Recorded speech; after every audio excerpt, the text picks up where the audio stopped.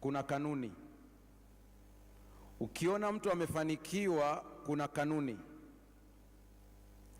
Kuto kujua kanuni sio kisingizio cha kuto kufanikiwa. Kwa hiyo kama hujui, usichukulie kisingizio, tafuta kujua na uzingatie ya kwamba hakuna kinachotokea kwa bahati. Kuelewa saikolojia si muhimu tu katika nyanja ya afya na mahusiano, bali pia kuna athari kubwa sana katika ulimwengu wa fedha. Watu walipoona ile mada wakati imewekwa pale, baadhi wakanitumia message, kwa hiyo utaongelea mambo ya ndoa? Hamna ndoa hapa, ni hela. Ndoa subiri vipindi vya effort. Katika ujinga, sijasema upumbavu, katika ujinga ambao tumeubeba kwa miaka mingi na lazima uondolewe, ni kushindwa kutambua ya kwamba ili ufalme wa Mungu uweze kusonga mbele unahitaji mlima unaoitwa fedha. Hata Yesu alikuwa anakusanya hela. Utanielewa baadaye. Siku anazikwa, kuna wamama wanatajwa CV yao ilikuwa walimsaidia kwa mali zao. CV. Sasa wengine wakisikia mambo wasema ina maana kwamba mtu ambaye hana hela hataenda mbinguni. Usichanganye mada. Kwenda mbinguni kwa damu ya Yesu, ila kuishi vizuri hapa kunataka hela. Yaani mbinguni unaenda, usije ukachanganya. Mbinguni unaenda, hakuna shida yoyote. Mbinguni utaingia vizuri kabisa, hakuna tatizo lolote. Mbinguni utaenda, lakini ujue ya kwamba kuna msafiri wa mbinguni yuko hapa anaenjoy maisha, na kuna msafiri wa mbinguni yuko hapa anateseka. Wote wawili wanaenda mbinguni.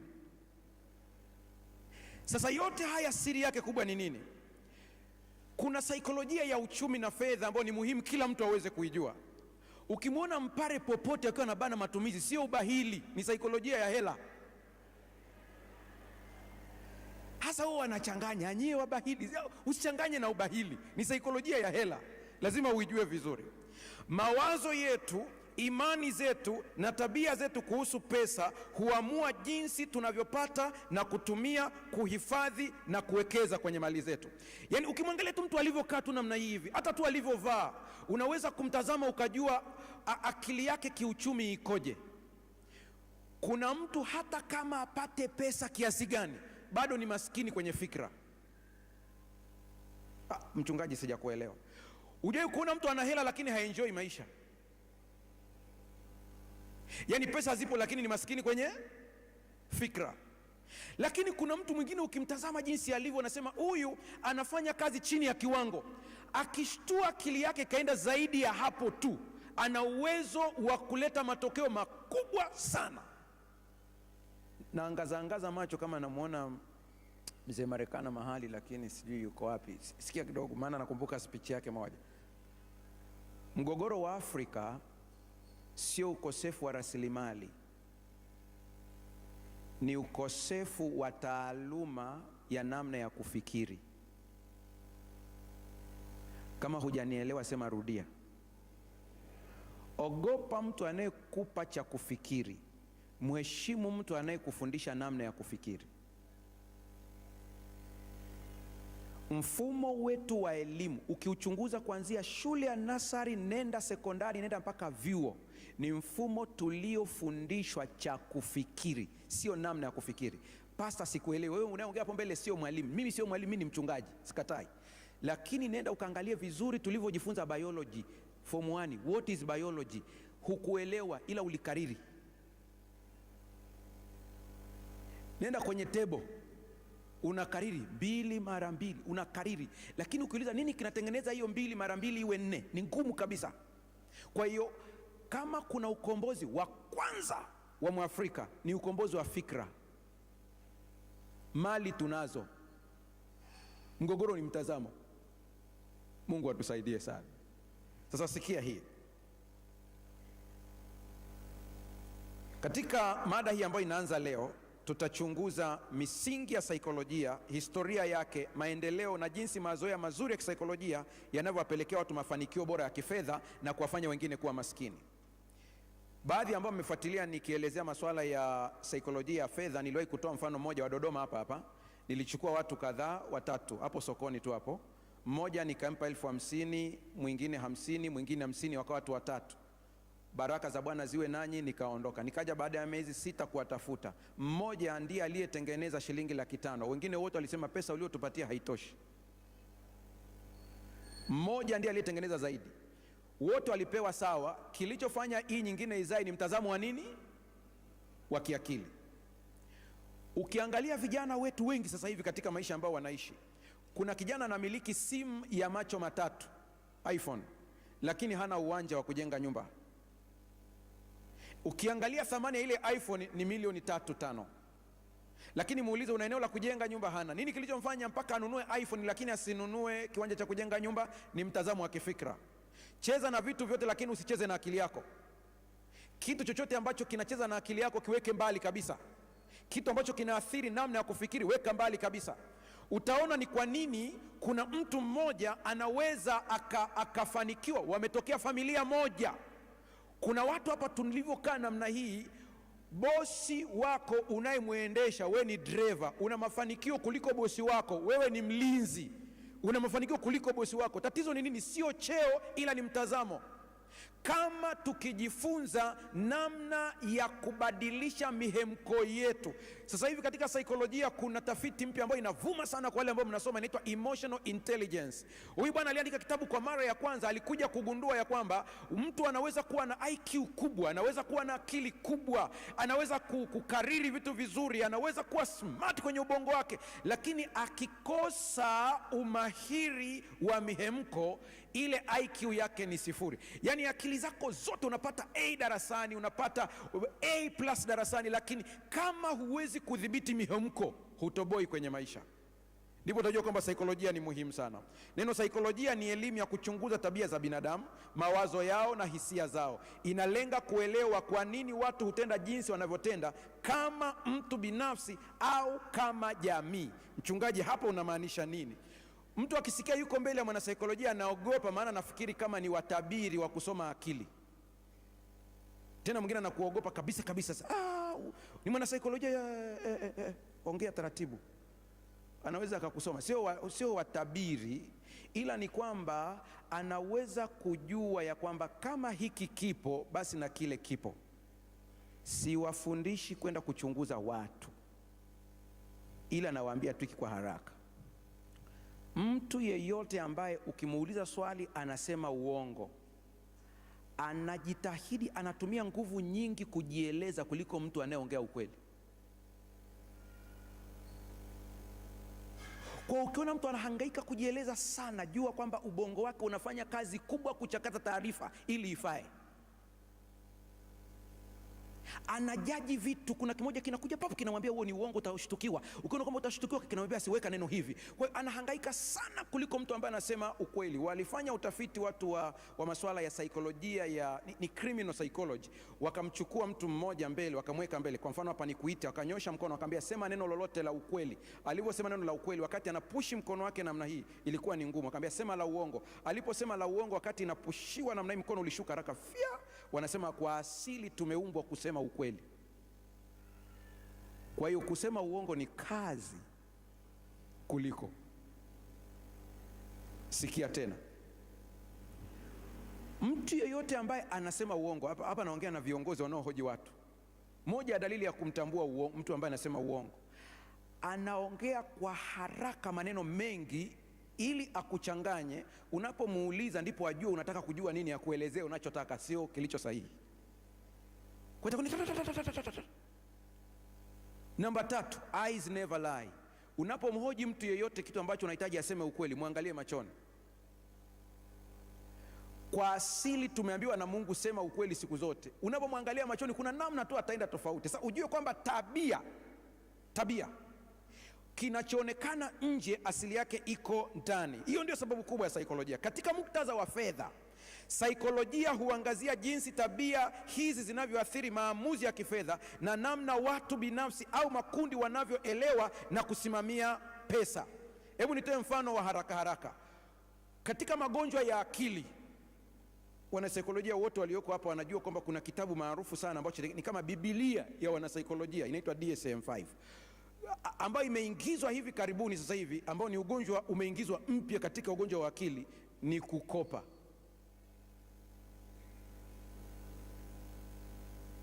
Mbona mnanungunika?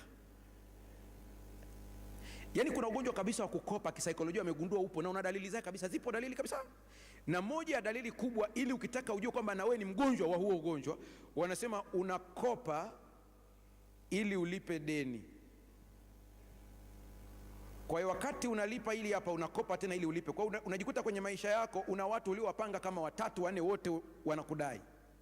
Na ili ujue kwamba wewe ni mgonjwa, wanasema akili yako sehemu ya ushawishi inakuwa na uwezo mkubwa kiasi kwamba kila utakaye mkopa ataelewa.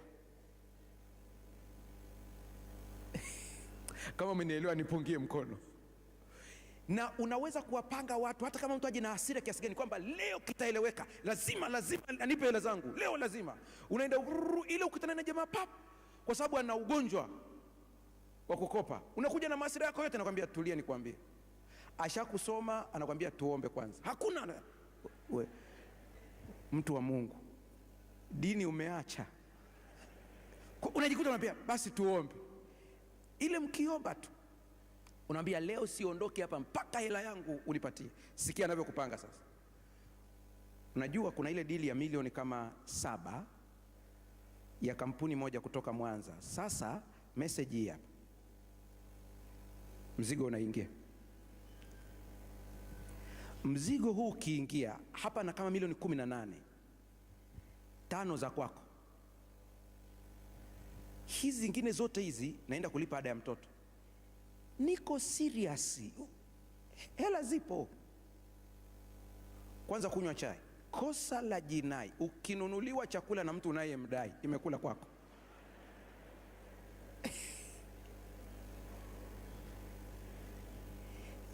Kuna watu wengine mko hapa mnasoma diplomasia.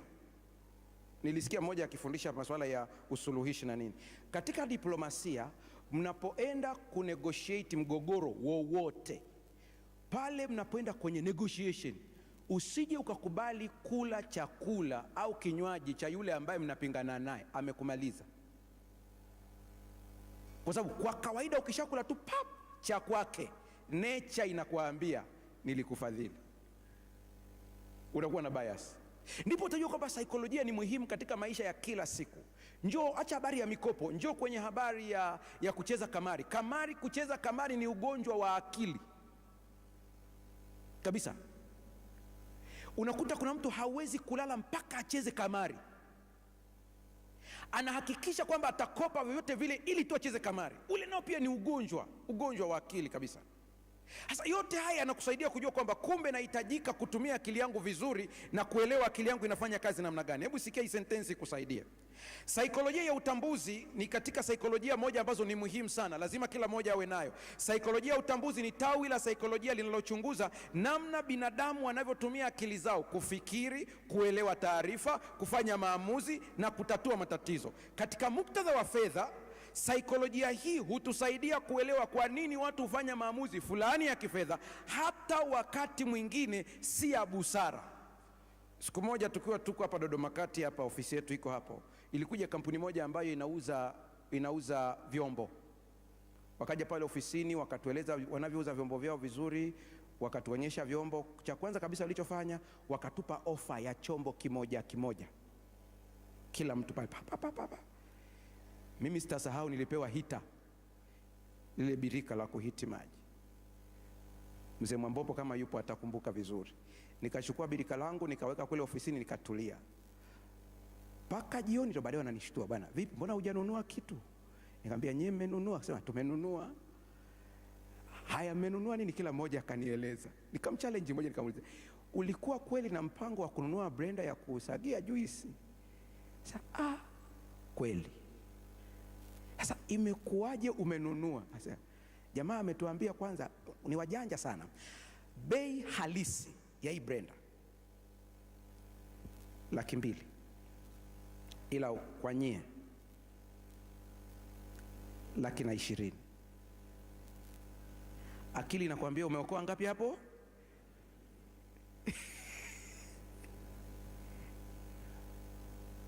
Ukishakubali pale, wakati unaanza kuwazawaza kwamba itakuwaje, anakwambia chukua, mtumishi, chukua. Sasa hela haitoshi, usiwe na wasiwasi, utanipa mwisho. Kwa tayari unamwona amekupenda, anakwambia sasa, ili Brenda ende vizuri, kuna nani yake hapa, hii unaona hii thermos hii, hivi vya moto, hivi vya baridi, anaipitisha chini kidogo, kama inaviringika namna hii, anakwambia imara OG. Hamjagundua kwamba kuna wauza vyombo wanaopita huko mitaani kwa mama zetu? Hawa jamaa siku zote kampuni ipo kwenye promotion, kila siku anakuambia tuko kwenye promotion. Na wale wataalamu wa kurusha vyombo vya udongo visi, anakuambia hii ni imara, akirusha nenda hivi kabisa, hamna kitu, rusha wewe, rusha utaelewa. Nakupa tu introduction kidogo. Mmegundua kwenye bidhaa wanapouza, hata ukiangalia mtandaoni au kwenye masupermarket wapi, sisi ambao tunanunua bidhaa kwenye masoko ya kawaida, sisi tuna nafuu, hawatuchezei saikolojia sana. Ila ambao mnaingia kwenye supermarket wapi huko online, unakuta bidhaa ni shilingi 100,000, anakuambia inauzwa shilingi 99 na senti 90. Amecheza na akili yako kiasi kwamba hapo kuna upungufu wa shilingi ngapi, senti ngapi? Ni kama senti. Akili yako itaona hii 99, hii ndio inayoiona, hata vile visenti huwa havionekani. Hapo umetumia akili, tunaita subconscious. Kwa hiyo akili yako imeona 99, haioni 100. Kwa hiyo unajikuta umenunua automatic. Mtaona huko baadaye ufanyeje ili uepuke kununua vitu ambavyo hukutakiwa kununua. Njoo kwenye usafiri, tunaposafiri kwa kawaida tu tunaongea habari ya cognitive. Unaposafiri unaenda Dar es Salaam, ukashuka pale Morogoro, asubuhi uliwadamsha watu wa nyumbani kwako, wakakuandalia breakfast vizuri mapema, ukanywa chai. Ulipofika Morogoro, ulivyoona watu wanashuka nao wananunua vitu, na wewe ukanunua. Hapa ndipo tunapopishania, wanaposema sisi ni bahili, lakini ukweli huwa tuna tabia ya kuwaza hivi, nisipokula andazi nitakufa. Ukiona sifi unasonga mbele. Kwa lazima ujiulize, hiki ninachokinunua kweli ninakihitaji kweli? Hivi nina haja nacho kweli kweli? Wote unaowaona ni matajiri wa fedha, zingatia neno matajiri wa fedha, maana tutaangalia huko mbele jinsi alivyo. Ukiwatazama wote utagundua kuna kanuni zinazofanana walizo apply. Wote wachunguze, wote utakuta wako hivyo hivyo. Mtapewa mshahara sawa ofisini, lakini mkitoka hapo mwenzako ana maendeleo makubwa kuliko wewe. Hakuna uchawi, ila kuna utambuzi. Haleluya! Kwa lazima ujitambue. Elewa mwelekeo wako wa kifikra ni mwelekeo wa kufikiria kitu gani. Elewa fikra zisizo sahihi. Elewa namna ya kuzuia kitu ambacho unashawishiwa, ambacho hukukitaka. Sikiliza hii. Mwelekeo thibitivu. Hii ni hali ya mtu kutafuta taarifa zinazosababisha kile anachokiamini tayari na kupuuza taarifa zinazopingana. Yaani kuna kitu nakita ni bias. Kila mtu ana bias yake hapa. Yaani kila mmoja ukimwangalia hapa kuna bias ya kwake. Kila mmoja hapa. Natoa mfano haraka. Sisi wa Sabato tuna bias za kwetu. Sio za kiroho, ni za kisaikolojia. Kwa mfano, mchungaji akienda mimbarani kuhubiri bila tai, hajavaa suti. Yaani ikatokea Pastor Buse amepanda pale mimbarani anahubiri, amevaa kanzu kila Sabato. Sema huyu hayuko sawa sawa huyu. Ni kwa sababu gani? Ni kwa sababu mkoloni wetu aliyetukoloni alitufundisha kwamba ili uwe smart lazima uvae koti na tai. Na hata kule kwenye vyuo vya uchungaji akina Pastor Moses Maka wanatufundisha, ni mwalimu wangu huyu, amenifundisha Kiebrania. Tunafundishwa tuvae hivyo hivyo. Sasa tulivyochanganywa akili, samahani kama nitakukwaza, joto la daa hivyo hivyo hivyo hivyo uko pale, jasho linakutoka. Yesu anasema, ukiulizwa ndugu yangu punguza hizi nguo, hapana. Yaani Roho Mtakatifu na tai na koti wana uhusiano wa karibu. Bias. Kila mtu ana bias yake hapa. Hata unavyotuona hapa, kila mtu ana bias yake hapa kabisa kabisa kabisa. Kila mtu. Kuna namna ambavyo mtu akikusalimia utasema kwamba hana heshima huyu. Ni bias tayari. Kila mmoja ana bias yake. Tulikuwa Mbala hapo na mzee Lekundayo tunafanya mkutano pale. Akaja mzee mmoja wa Kimasai, mzee anaheshimika. Master Guide akaja. Akaanza kumwambia, "Hey, wote mwende kwenye nani? Kwenye mkutano." Hey. Yule mzee akamtazama yule kijana afu akatuuliza, "Huyu mtoto wa nani huyu?" Yaani baba yake tunataka tumjue, ambaye hajafundisha mtoto heshima. Master Guide hapa anakuambia nilikuwa na watoa watu waende kwenye mkutano. Hiyo ni bias tayari. Kwa hiyo kila mtu ana bias ya kwake. Ukitazama hapa, kila mtu ana bias ya kwake. Sikiliza sasa. Mfano, mtu anaweza kuendelea kuwekeza kwenye biashara fulani kwa sababu tu anaamini tafaulu, hata kama kuna ushahidi kuwa inashuka. Hiyo ni bias. Biashara inashuka lakini nakwambia hapa nakomalia hapa. Unaambia lakini biashara ina drop. Fanya analysis, nakwambia mimi hapa si banduki. Bwana, vipi sema mimi ni mtu wa kuuza mboga, mwisho wa kunukuu. Hata hashtuki kabisa. Utagundua kuna wengine ambao wanawekeza katika staili ambayo anawekeza kwa vile fulani amewekeza. Utanielewa kama ninavyoeleza ifuatavyo. Mmewahi kuona zile biashara za kwenye madaftari? Hapana, bado hatujaelewana.